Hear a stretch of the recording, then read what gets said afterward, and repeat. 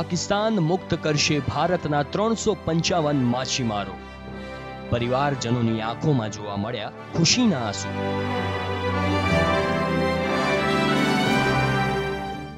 ઘરનો દીકરો દુશ્મન દેશની જેલના સળિયા ગણી રહ્યો હોય ત્યારે તે દુઃખની દર્દનાક વેદના કેવી હશે તે પાકિસ્તાન જેલમાં બંધ માછીમારોના પરિવારો કરતા વધુ કોઈ જાણી શકે।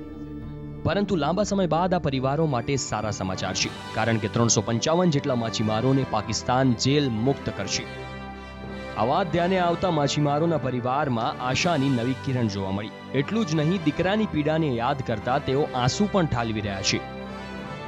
ખૂબ આનંદની વાત, દીકરાની રાહ જોતા છે। દીકરો ગયો ને આજે 17 મહિના કદાચ ચાલુ થઈ ગયા છે, પણ દીકરાનો કોઈ સંદેશો નથી। 2 વારેના પત્ર આવ્યા, પછી ત્યાર પછીનો કોઈ સંદેશો નથી। મારા ભાઈ રાજેશભાઈ ઓખા બોટમાં ગયેલા ને ત્યારે પાકિસ્તાનવાળા લઈ ગયેલા, તો 17 માસ થઈ ગયા, હજી છોડ્યા નથી।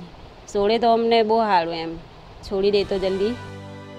ગુજરાતમાં નવસારી અને ગીર સોમનાથની દરિયાઈ પટ્ટી પર ઉના અને કોડીનાર તાલુકાના સેંકડો ગામો માત્ર માછીમારી વ્યવસાય પર નિર્ભર છે।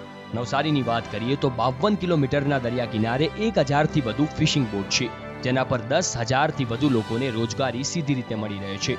તેવી જ રીતે સૌરાષ્ટ્રમાં પણ હજારો માછીમારો રોજીરોટી માટે દરિયામાં જાય છે, જ્યાંથી પાકિસ્તાનની મરીન બોટ તેમનું અપહરણ કરી જેલમાં પૂરી દે છે। છેલ્લા ઘણા સમયથી પાકિસ્તાનની અંદર બંદીવાન છે। 8 થી 9 જણા તો છેલ્લા 3 વર્ષથી છે, અને બીજા અન્ય લોકો છે એ છેલ્લા 1 વર્ષ 2 વર્ષ એમ ઘણો સમય લાંબો થઈ ગયો છે। તો આજે સમાચાર મળતા ઘણા ખુશ થયા છે, અને TV9નો આભાર છે કે અમારા ગામ સુધી અમને સમાચાર આપ્યા। TV9 ગુજરાતીની YouTube ચેનલને સબસ્ક્રાઇબ કરો અને બેલ બટન જરૂરથી દબાવો, જેથી દરેક વિડીયોના નોટિફિકેશન તમને મળતા રહે।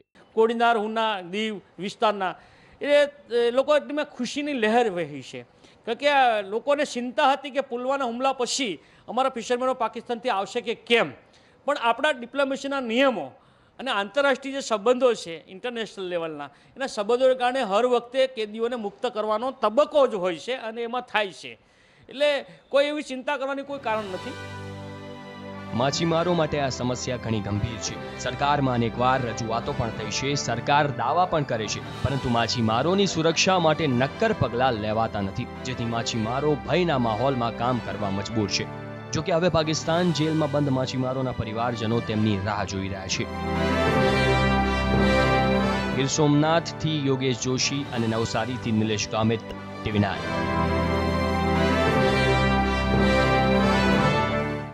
TV9 ગુજરાતીની YouTube ચેનલને સબસ્ક્રાઇબ કરો અને બેલ બટન જરૂરથી દબાવો, જેથી દરેક વિડીયોના નોટિફિકેશન તમને મળતા રહે।